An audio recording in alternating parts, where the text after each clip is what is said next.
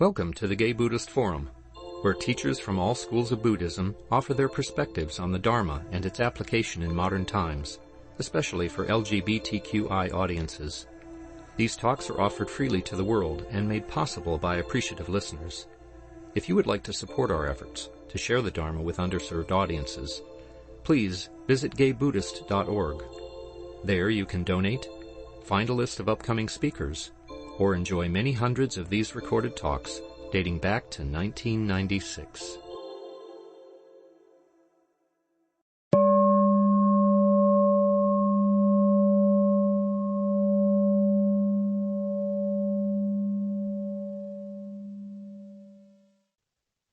Okay, I think we'll get started. Is anybody joining us for the first time today? What's your name, please? Hi, my name is Alma? Welcome, Alma. It was from many years ago, but it's been like 13 years. Okay, and your name, please? Augusta. Augusta, welcome back. We go around and say our names, so please include yourself again, and so that we can make note. My name is Cass. Augusta. Hi. My name is Henry. My name is Lee. Andy. Yeah. My name is Jerry. Stephen. My name is Mark. My name is Matthew. Bob. Kevin. George. Tim. George. Jack. Hey, Richard. I'm fine. Hi, Alma. Michael. And David. And welcome to the people who are joining us online. I'll introduce you, Walt. You'll get a special introduction. And online, welcome to the people who are joining us, Marvin and Tom and Gaitis and Frisco and Harley and Jim and Dimitri. And Walt, welcome.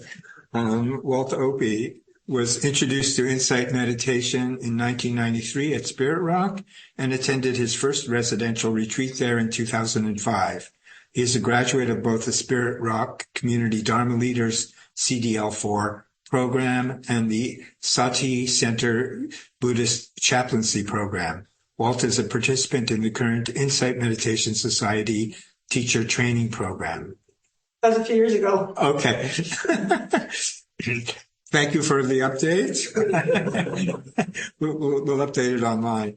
He leads a monthly sitting group for people in recovery in Berkeley and serves as a volunteer Buddhist facilitator at Solano State Prison in Vacaville. In addition, he is executive director of the Buddhist Pathways Prison Project, BP. Okay, it's all yours. All right, thank you. Oh, thanks.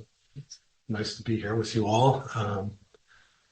Let's see. Unfortunately, I need to update my bio. No, but I guess the details don't really matter. I'm just happy to be here with you, share the Dharma a little bit, and let's see. I thought today I would talk a little bit about the Brahma Viharas, divine abodes, the loving kindness, compassion, appreciative joy, and equanimity. Just seems like always a good time to revisit those, to cultivate them in our lives. One of my main teachers has, in recent years, been Bhikkhu Analayo. He's a German monk scholar, and he has a practice that he's offered. Really, he's taking it from some of the Buddhist teachings in the suttas, but it's around compassion and emptiness, or the Brahma Viharas and emptiness. So we cultivate the boundless divine abodes of loving kindness, etc., and then we move into the gradual entry into emptiness kind of thing.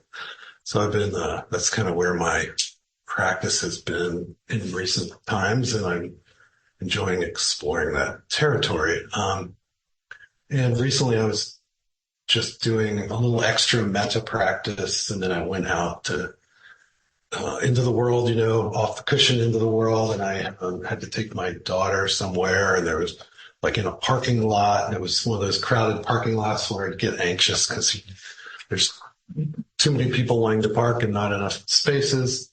But I was kind of still carrying that spirit of metta, loving kindness, and kind of not worrying about it too much. And then this woman came from behind, she was walking back to her car, and she ran up and said, "Oh, I'm parked just up here. I'll let you take my spot." And somehow I just felt like the universe was giving back what I was cultivating more kindness, at least inwardly, and somehow it was coming back to me outwardly. And, that, the world needs more of that. I have done a fair amount of volunteer work in the California state prison system. I really haven't been doing that since COVID. COVID kind of stopped that. People are going back in now, but my life got really busy and I just haven't had a chance to do a whole lot of work lately. But wonderful other volunteers are carrying on where I was at Solano State Prison. But I do remember fairly early in that work, and part of the thesis of this whole talk is what the Buddha said in the Sutta, Majjhima Nikaya 19, for anybody who's interested in that. But he said, whatever one frequently thinks and ponders upon, that will become the inclination of their mind. And so the Brahma Viharas are really interesting because metta is just the foundation for all. Each of the four have their distinct flavor, and I'll talk about that in a few minutes, but the foundation is metta, loving kindness, goodwill, benevolence, that kind of thing. And so having said that, doing the prison work, prisons are kind of an intense environment, as we all know or can imagine. And so we have Buddhist sitting groups in the prison. And at some point, the other volunteers said, we really need to lead some loving kindness. We haven't been doing that in this group. And I was fairly new to, that particular volunteer work. And I was thinking, they're not going to really like that. It's a little too sappy or something. I was just worried it wasn't going to be well received. But the other volunteers said, no, it's really important we do this. And somehow it was my turn to lead it on top of it. So maybe it wasn't. So anyway, I let it, you offer phrases and for anybody who's not familiar, then you send it to different people. And so we went through the whole process, and it felt like the whole room just melted into loving kindness. It was a chapel in Vacaville, not that far from here. And what was really cool was not only did our group feel like their hearts just melted open, they were all very sincerely practicing, maybe 19 guys or something. But then we also were meeting in a chapel that had a divide, and there was like another religious group meeting on the other side of the divide. And it felt like we affected them too. Because when our group, when the groups ended and everybody kind of had to leave, there were people from the other group coming up to me wanting to talk, and really like as if they had felt the metta in the room. I can't really explain it, but it was a felt sense that was really beautiful and touching. So all that to say, I'm constantly learning about how all this works. And, these teachings are quite inspirational when I give it a chance. Having said that, I have this little story that I love reading. Maybe I should. It's by Laurie Anderson, who was you may have know who she is. I guess it's from a book called What Book? Buddha Poems from Beat to Hip Hop, edited by Gary Gach. But anyway, it says, "Don't limit yourself. In the Tibetan map of the world is a circle, and at the center, there's an enormous mountain guarded by 4 gates. And when they draw a map of the world, they draw the map in sand, and it takes months. And then when the map is finished, they erase it, throw the sand into the nearest river." So she kind of writes in a sort of poetic way. Last fall, the Dalai Lama came to New York City to do a 2-week ceremony called the Kala Chakra, which is a prayer to heal the earth. And woven into these prayers were a series of vows that he asked us to take. And before I knew it, I had taken a vow to be kind for the rest of my life. And I walked out of there and I thought, for the rest of my life, what have I done? This is a disaster. And I was really worried. Had I promised too much? Not enough? I was really in a panic. They had come from Tibet for the ceremony, and they were walking around Midtown, Buddhist monks, Midtown in their new brown shoes. And I went up to one of the monks and said, can you come with me to have a cappuccino right now and talk? And so we went to this little Italian place. He had never had coffee before, so he kept talking faster and faster. And I kept saying, look, I don't know whether I promised too much or too little. Can you help me, please? And he was really being practical. He said, look, don't limit yourself. Don't be so strict. Open it up. He said, the mind is a wild white horse, and when you make a corral for it, make sure it's not too small. And another thing, when your house burns down, just walk away. And another thing, keep your eyes open. And one more thing, keep moving, because it's a long way home. So that always speaks to me in many ways. And just love that idea that, before I knew it, I promised to be kind for the rest of my life, which that is kind of what the Buddha was pointing us towards. And metta is a counterbalance to anger as well, to anger, ill will. So if we're feeling anger, ill will about anything, say things going on in the world, Buddha would say we could cultivate metta, and but also the loving kindness, also compassion, also the sympathetic joy when appropriate, and then lastly, but perhaps most importantly, equanimity. So probably going to talk here at the back end of the talk more about equanimity, which I think is a really interesting one. But let's see, there's a poem I wanted to read by Kobayashi Isa, a Japanese poet from the 1800s, and it's very short. I'm going to roll over, so please move, cricket. But just this idea that, we're, with the practice, we are changing our orientation towards the world potentially, and, looking at ways to be kind. I've heard one thing that happens with the prison work, you hear guys start talking about things like crickets, that they start tuning into the creatures great and small in the prison area, and give great attention to saving the life of, say, a cricket that people are going to step on otherwise. And I love hearing those stories. So let's see. So Venerable Analayo talks about the Brahma Viharas in a slightly different way than I maybe heard other teachers, which is one reason I thought I'd mention it.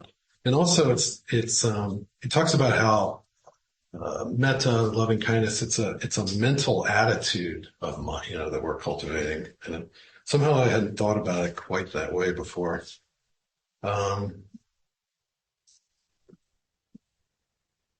He says in the early discourses, and he's all about early Buddhism, so this is kind of an early Buddhist take on the Brahma Viharas. He says, in the early discourses, metta is the most frequently mentioned Brahma Vihara, described in various ways and contexts.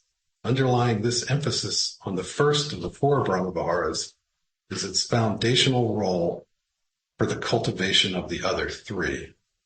It functions as a condition or root of the other 3.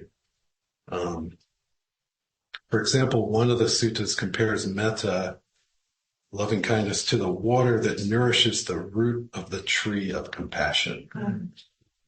And in this foundational role, metta can find expression through bodily, verbal, and mental activities. So it's also, always good to remember that karma mental activity is included in karma. Bodily, verbal is, has maybe bigger repercussions, but the mind does matter. It is included, which can be a little scary at times, or it's worth keeping in mind. No pun intended. Notably, Metta is the only Brahma Vihara whose broad range of application by way of bodily, verbal, and mental activities is explicitly highlighted in the early discourses. By covering the entire range of possible interactions with others, so it's meant to, cover the entire range, including, emails, texts, etc. Now, it thus provides the testing ground for one's meditation practice. Thought that was an interesting thing to think about. So, and one thing I like about the Laurie Anderson story is nobody's saying we have to do this perfectly, that we're going to have our good moments and bad moments. We know that. And so we also have to have, compassion for ourselves when maybe we don't remember some of these, don't have the kindest possible response. But one of the keys, of course, mindfulness is key to everything in practice all the time, right? So it's very important, even when we do kind of lose it and get a little angry and say something we regret, it's important to keep mindful even through that and to notice how that affected me when I just allowed myself to say something out of anger.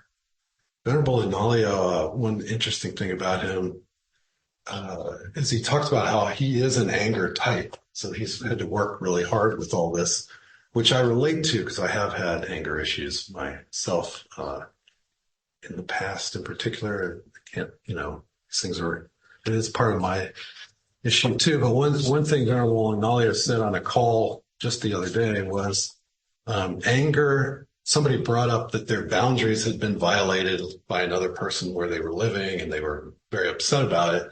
And I guess they're looking for some validation for their anger or something. And Venerable Analayo said the word anger 3 times for some reason. He said, anger, anger, anger is a problem.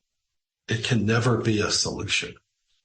I just thought that was it's very simple but powerful. And so kind of the idea is that we wait till the anger has subsided, and then so that we can then act from that place of equanimity that we're going to talk about, where we've come back down from that place of anger. For me, this practice, has been one of the great benefits of my meditation practice, is learning how to work with anger. And I tell this story a lot. I think we have time. I'm actually reminded of it because we're in San Francisco, and it happened in San Francisco. But so I was introduced to, Jack Kornfield at Spirit Rock in 1993. And I thought everything he said resonated and was a great idea. And, we should all be doing this practice. But I was pretty busy with my, life, and things were going okay. So it wasn't until 12 years later, when I was going through a tough time, and was like struggling in employment issues, and was basically going through a divorce, and kind of hitting a low point in my life. And I started to think, well, things are not going well here. Like, what could I do to maybe turn this around? And I remembered, well, Jack Kornfield's always talking about these meditation retreats. Maybe I should try one of those. So I was literally just desperate enough to go on a meditation retreat. And I went on it was a men's retreat I don't think they do those anymore. It was an all men's retreat at Spirit Rock for 5 days. But I call it going pro when you go on retreat, because all you do all day is practice meditation and, mindfulness, in theory anyway. So I had a pretty good retreat, learned a lot. And at the time, my future ex-wife and I had 2 dogs, 2 miniature dachshunds. And she was living in my old apartment in Pacific Heights. Uh, and, I was now supplanted somewhere else. And long story short, I had asked her to watch my dog. We had split the dogs in two when we were through the breakup or whatever. And so I asked her if she could watch my dog. It was just like the natural. Wasn't really planning this very well. So as soon as the retreat was over, I had to drive from Marin over the Golden Gate Bridge to my old apartment to pick up my dog. And as soon as I got there, she started kind of pushing my buttons. Like she's like, "Oh, you were on a meditation retreat," and she saw that I had this new string. I just happen to have one right now, like that they gave us a protection cord, which I was feeling really good about. But she was attacking my precious protection cord, whatever. So I noticed I was starting to get a little agitated, and I said, "Hold on a minute, I need to go to the restroom." So I went to the bathroom and just came back to the breath, sat for a minute and just paused. I was like, oh boy, this is starting to get contentious already. But it was really amazing. And this has never happened since, but I had an actual vision of the energy of anger starting to come up the base of my spinal cord, like mercury in a thermometer. Like I sort of almost had a visualization of the anger, and I just saw it. It was like, oh wow, it's here comes the mercury or whatever. And but I was able to just be with it, and it wasn't like I was even wanting it to go away, but I was able to just breathe and just come back to zero, kind of. And then I was like, oh, okay, now I'm okay. And then I went back out and had some pleasantries, took my dog Popeye and left. But that was a great lesson for me. It's like I didn't have to get caught by the anger. I had found a way to work with it.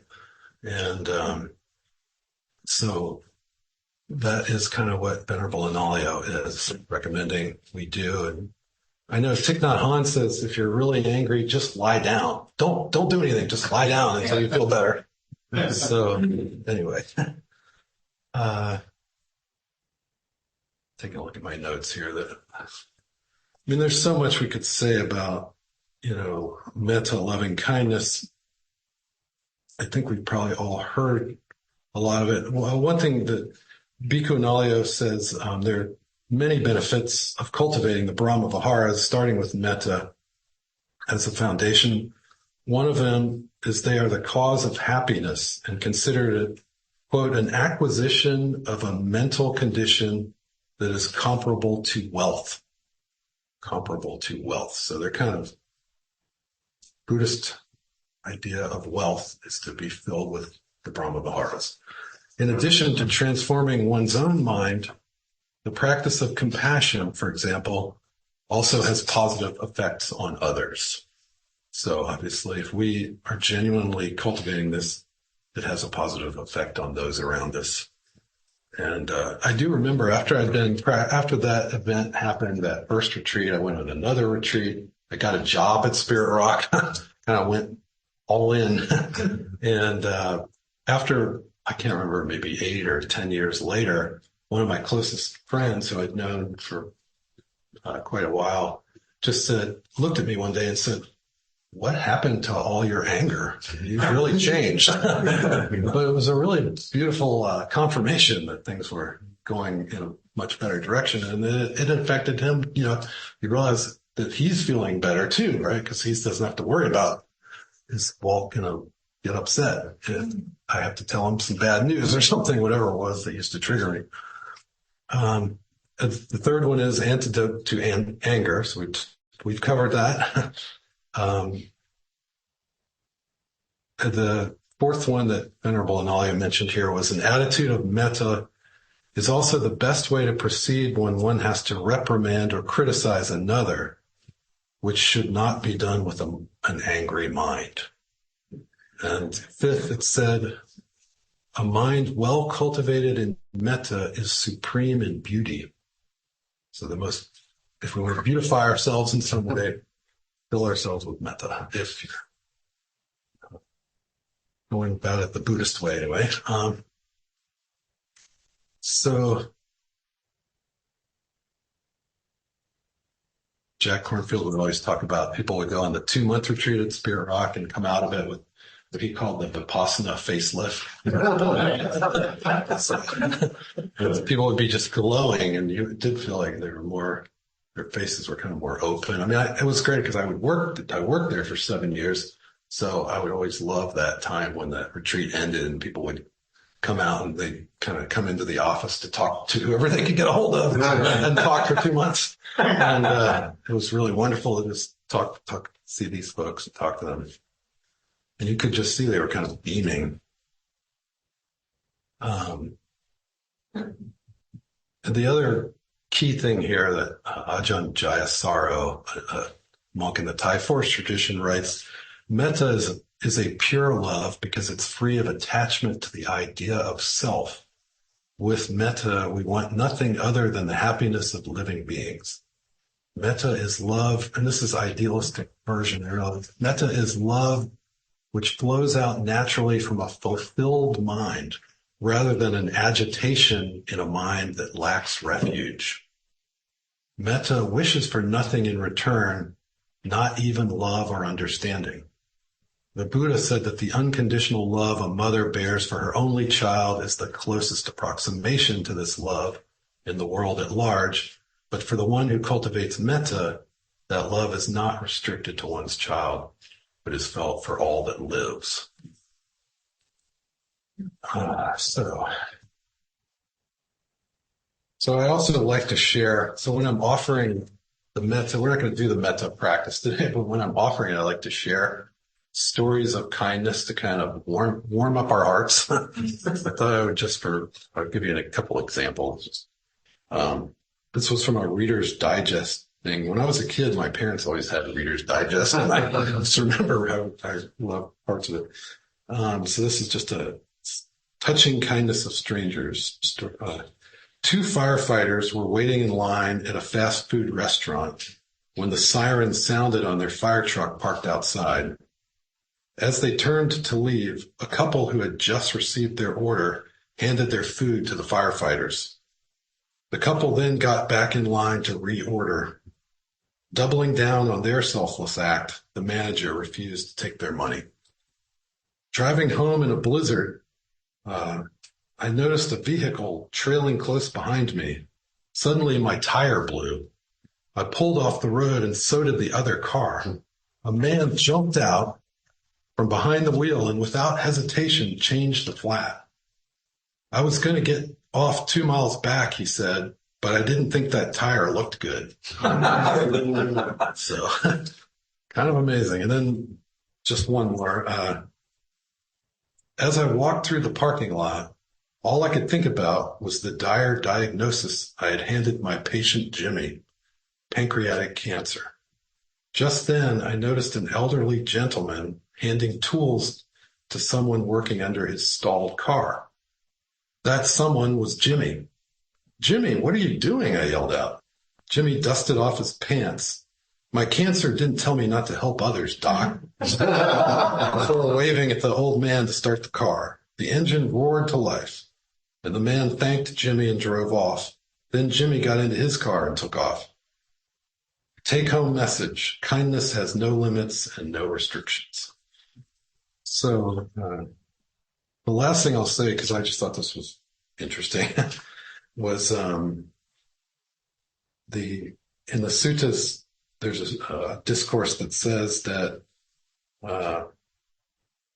let's see, what does it say? Superior to offering food to 100 stream enterers or 100 once returners or enlightened people, or to constructing a monastery and giving it to the monastic community of the 4 directions, or superior to taking refuge with the joyful mind in the Buddha, Dharma, and Sangha, etc. Would it be if one were to dwell with a mental attitude of metta toward all living beings just for the brief time it takes to milk a cow?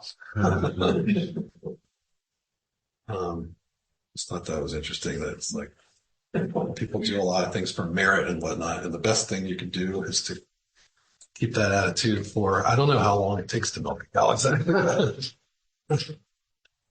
All right, so that's a little bit about Metta, which is the foundation, so we have to spend some time on it. And then we move to, I mean, there's much more that could be said about Metta. We move to compassion, karuna. The near enemy is said to be pity, and the opposite is cruelty. And this is where metta meets suffering, right? That's compassion. And but what's interesting is the way Venerable Analayo talks about it, and he says, this is it, his interpretation from the early discourses, is that it's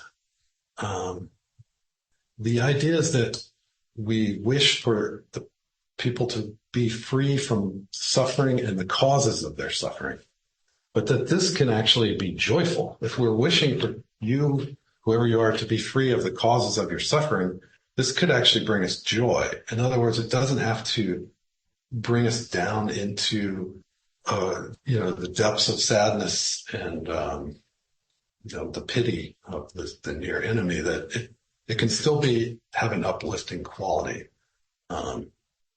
So I just thought that was interesting. But an essential component of compassion, according to Venerable Analayo, is the concern for others to be relieved from suffering and affliction. A subtle but important point is that the mere act of seeing the actual suffering is not compassion. Compassion is concerned with the other person being free from the suffering. The cultivation of compassion finds its expression in the wish for the other to be free from dukkha, from suffering. In this way, the mind takes the vision of freedom from affliction as its object, resulting in a positive, even joyful state of mind instead of sadness. So we're kind of imagining this person being free from their suffering, and that's the object, so again, that's not always the way it's taught, but I just think that's a really interesting take on this particular Brahma Vihara. So therefore, compassion doesn't mean to commiserate to the extent of suffering along with the other person. And then he adds, ideally, we do proceed from the opening of the heart that's genuinely receptive to the pain and suffering of others to the positive mental condition of being filled with the wish for others to be free from the affliction and suffering. And goes without saying, compassion is directly opposed to the wish for others to be harmed. So that's just it's often said that the biggest example of compassion in the ancient Buddhist world was that the Buddha taught out of compassion. That was his reason for offering the teachings, because he saw that people were suffering and that he felt he had a way to resolve their suffering, to help resolve their suffering. Compassion is, later ideas in Buddhist thought did evolve in a slightly different way, so you may have heard it differently. I just wanted to offer that take on it as one way to look at how you could practice with compassion. Then we get to mudita, sympathetic joy. The near enemy is said to be worldly happiness, and the opposite of mudita is envy, jealousy, discontent. And it's the feeling of happiness at the success and good fortune of others generally. But what's interesting to me is that according to the way, again, Bhikkhu Analayo offers it, is that it's really about taking joy when we see others reap the fruits of their wholesome actions. So it's when we realize that somebody's doing something that's really wholesome and positive. So it's not necessarily you won the lottery and I feel so happy for you. We actually know from studies that a lot of people that win the lottery, their life gets worse within 10 years or whatever. They kind of spend all the money and then things go downhill. So it's not always anyway. So I just find that to be very easy to get behind. You know, like in the 12-step recovery world, people celebrate each other's, I have 30 days clean and sober and everybody claps or whatever, but it's because, based on knowing where they came from, what suffering they were doing, and then they're looking better, we're seeing wholesome benefits. We can really feel true empathetic joy for that person, right? So this is the kind of thing that mudita is when metta meets somebody reaping the fruits of their wholesome actions. I found that to be a useful little fine-tuning of my own understanding of what it meant. Kurt, could you repeat that? That sounds important. Sure. Well, just this idea that the mudita, sympathetic joy, we're rejoicing when we see somebody reap the fruits of their wholesome actions, as opposed to just being happy for them because they got a part on a TV sitcom or whatever. It's, which is great. I'm not saying you shouldn't be happy for, but the idea, as I'm understanding it was more about really rejoicing when we see somebody on the path of, liberation. You could say the path of healing, that kind of thing. Yeah, sure. So let's see. Time is running out. Well, I also thought it was interesting that the early discourses explicitly set sympathetic joy in contrast to discontent. This contrast can be seen in the listing of elements of release. Let's see, this is hard to explain. But anyway, this idea that it's sort of the opposite of discontent as well. We can just, if we're genuinely happy, again, it's a test of our own practice. If our practice is going well and we feel grounded, good in ourselves, and it's not that difficult to feel happy rather than envious when something good happens for others. So let's see. Then the last one is upekkha, the equanimity. I wanted to have a little time on this. So the near enemy of this is apathy or indifference, and the opposite would be greed and resentment. And Bhikkhu Analayo says equanimity or equipoise, from an etymological perspective, suggests a mental attitude of looking upon, not an indifferent looking away. So it's the metta is still there, which I think is important to remember. There's a warmth that's still present, even, and we're looking upon, we're not looking away on whatever is happening. The term thus conveys an awareness of whatever's happening combined with mental balance and the absence of favoring or opposing. So it gives us that ability to look upon without sort of needing it to go a certain way.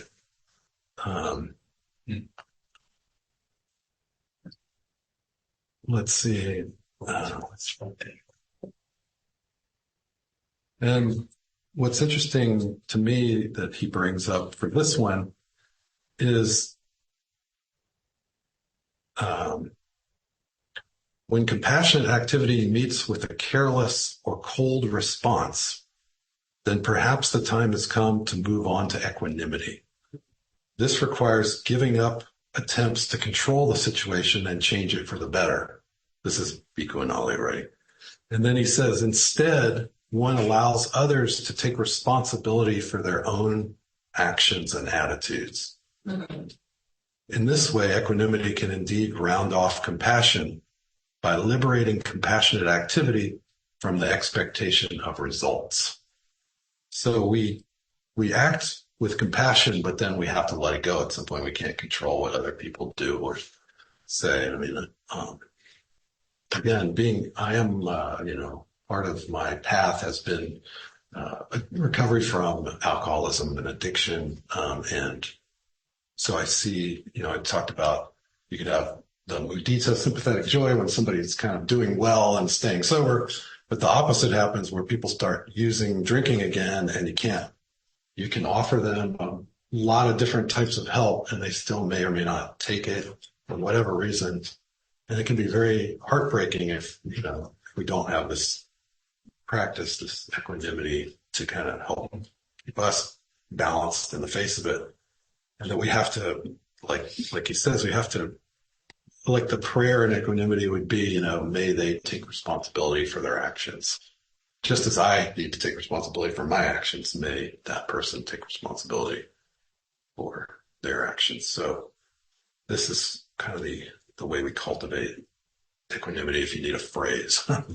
And I find this to be a useful, sort of practical way to work with this one that I have been using. And, I've had friends start drinking again and using whatever, and who just never came back to recovery and ended up dying as a result of what they were doing. And there's just, nothing I did helped.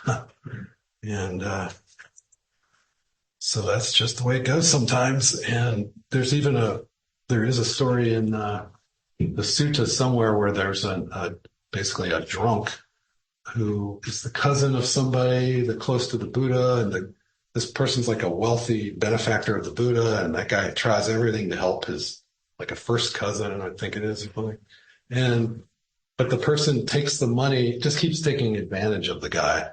And then he finally goes to the Buddha and says, "What do I do?" And then the Buddha says something like, some people just can't be helped. And that's kind of what we're talking about. So it's a realistic thing, I guess. And then I'll end with one of my favorite stories from the suttas, or at least something I really like, which is there's a sutta where this Brahmin, which, so somebody of status in ancient India comes to the Buddha. I was trying to understand who this person was, but he was somebody's little brother, younger brother. And I get the idea that maybe his older brother had ordained under the Buddha and he didn't like it because it was going to take him away from their way of life, maybe. So this guy comes up to the Buddha. He said he's angry and displeased. They don't really explain why, but they say angry and displeased. The Brahmin approached the Blessed One, the Buddha, and abused and reviled him with rude, harsh words. And the Blessed One said to him, "What do you think, Brahmin? Do your friends and colleagues, kinsmen and relatives, as well as guests come to visit you?" And the guy says, "Sometimes they come to visit, Master Gautama. And do you offer them some food or a meal or a snack?" "Sometimes I do, Master Gautama. But if they do not accept it from you, then to whom does the food belong?" The guy thinks about it and says, "Well, if they don't accept it from me, then the food still belongs to us." I guess it's family. And then the Buddha says, "So too, Brahman, we who do not abuse anyone, who do not scold anyone, who do not rail against anyone, we refuse to accept from you the abuse and scolding and tirade you let loose at us. It still belongs to you, Brahman. It still belongs to you." And then he adds, "We do not partake of your meal. We do not enter upon an exchange. It still belongs to you." So I love that. And that's considered like an equanimous way to deal with an angry, abusive person. But I just love it. It's like, I'm not picking up when you're laying down or whatever. What's really interesting is there's different ways that the Buddha could have said all that. But at the end of the story, this guy is so impressed by the Buddha's response that he ends up ordaining and eventually becoming enlightened. Of course, but obviously the Buddha said it in such a way that it didn't send the guy running in the opposite direction, but it actually got the guy and he realized. So I think that shows again that the metta was still the foundation, even though it was a very strong, clear response from the Buddha. Like, no, I'm not accepting your harsh words. But so I just love that example. And that's one way. And it also wasn't indifference. The Buddha was kind of acknowledging in a way that's not okay what you're doing. but he handled it his own way. So I just find that to be a very instructive story.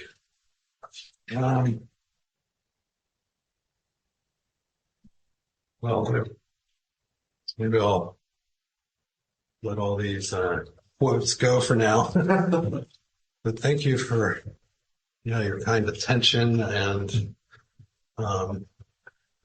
those are some ways of working with the Brahma Viharas. Thank you, Tom. Guess we do have time for a question or two. Yeah, that'd be great. Anybody has comments or a question?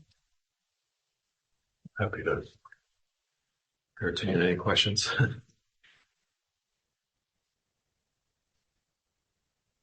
I'm Jim. Great.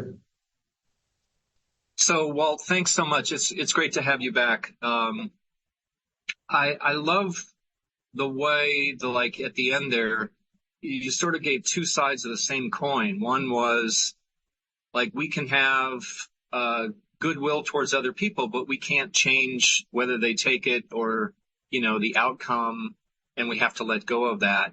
But at the same time, other people can't throw on us something and assume that we're going to take it, from the negative standpoint. And it sort of all reminds me of a quote. I don't know if Joseph Goldstein was paraphrasing the Buddha or not, but where he said, all beings are the heirs to their own karma. Their happiness or unhappiness depends on their actions, not upon my wishes. So, yeah, thanks for introducing that at the end there. I really like that very much. Yeah, thank you, Tom. And that is another phrase. That's another way of working with equanimity that Joseph's talking about there. If you need a phrase to practice your equanimity, you can use that phrase too about all beings are heir to their karma. So thank you for bringing that in. Yes. I was on this Metta retreat, and Guy Armstrong was talking about karma, and it was really interesting because he said that at a certain point the Buddha was asked, does everything happen because of karma? And the Buddha replied, according to Guy Armstrong, no, everything happens because of the laws of causation, but karma is just one of those laws. And so others of the laws of causation are, I was like a list of 5 or 6, the weather and illness. And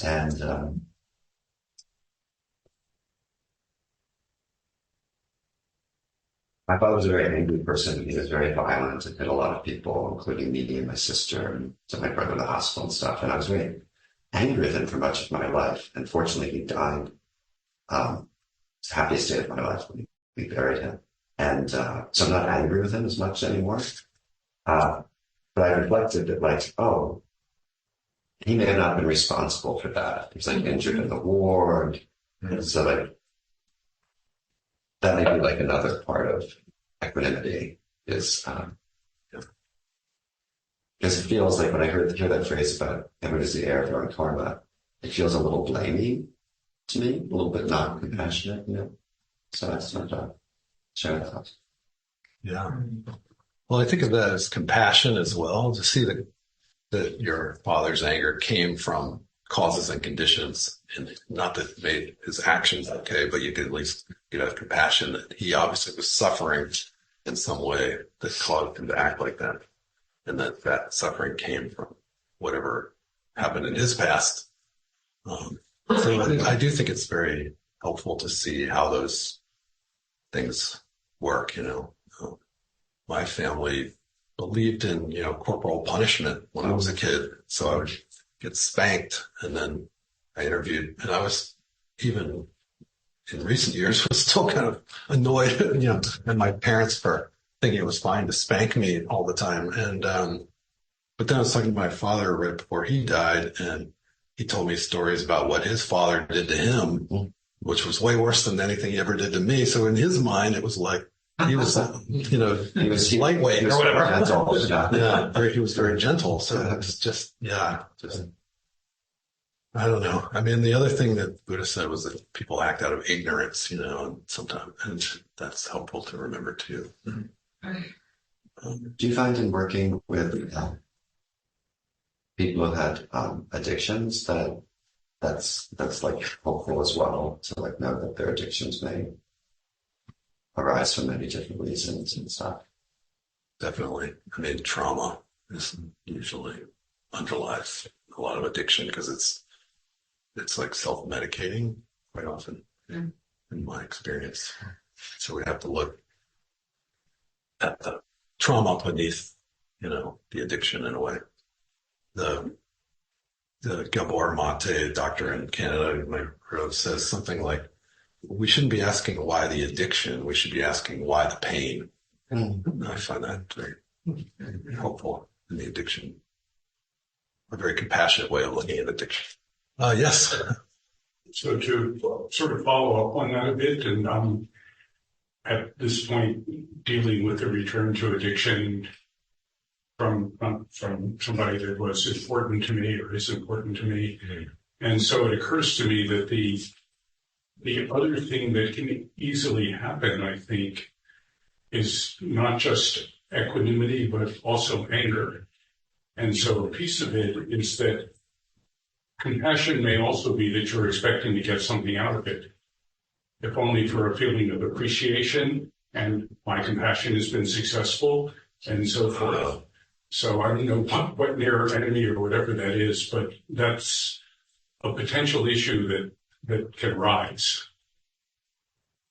So the anger arises because you didn't get the response from the person you were trying to help? So what appears to be compassion, it is compassion, right. But there's also, so if you give somebody a gift and they don't seem to be appreciative, right.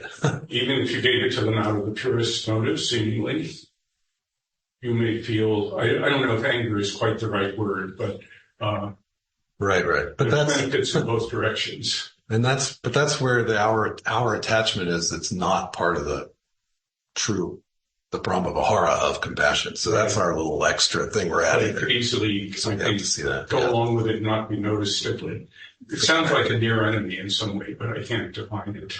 Yeah, exactly. I hear what you're saying. Yeah. Joseph Goldstein tells us, speaking of him, he has a story about being in India and offering a young boy a banana. And he thought he was just being very kind and generous, but the kid just took the banana and ran away without any acknowledgement. And he said he realized, hey, wait a minute. He just thought the kid would at least say thanks. And so he did have some attachment. I just think it's human nature in a way that we're going to have that. But in terms of the Brahma Viharas, we're trying to cultivate this sense of where we just do what we can and let go of the results. But again, it's not easy. Thank you. All right. Any last? Okay, I guess I'll to notice of announcements. We have a host today. Yes. Keep today, enjoy the company on the saga. There are refreshments and hot water for tea. The treats are vegan and the fruit's fresh. And if you use a cup, please wash it. No, just leave it in the rack in the sink. I'll clean them up there. I'll be going around with the dollar bowl to accept contributions to cover our expenses. Your generosity is appreciated. Donations in the range of $10 to $20 help us on immediate expenses. These include the honorarium for our Dharma speakers, rent for this beautiful center, monthly and a quarterly newsletter mailed mostly to people in prison. There's a newcomer sign-up sheet on the credenza if you wish to be included and receive our Sangha membership directly. Please sign up and include the contact information you wish to share with the group. Some members go out to lunch after the meeting. Everyone is welcome to join them. The group meets at the front door around 12:30. Yeah, registration for our fall retreat is open at the Land of Medicine Buddha, September 20th, 22nd, and all the information is on our website. So it's a wonderful space to have a retreat. So. And Renee Rivera is our teacher. She's wonderful. And women are welcome. All genders are welcome because our housing works like the populace. On the subject of Dana, I asked, we got a checklist read from Community Thrift for people who have listed us as the recipient of proceeds from their donations. So if you're moving and want to help GBF, you can donate to Community Thrift and use GBF as the recipient. Anything else? No. Then let's gather in a circle for the dedication of merit. Walt, would you like to offer the dedication or okay? What do you want to do? Well, we have one, but if you want to do it, Let's hear yours. By the power and truth of this practice, may all beings have happiness and the causes of happiness. May all be free from sorrow and the causes of sorrow. May all never be separated from the sacred happiness which is without sorrow. And may all live in equanimity without too much attachment or too much aversion, believing in the equality of all that lives. Thank you for listening to the Gay Buddhist Forum.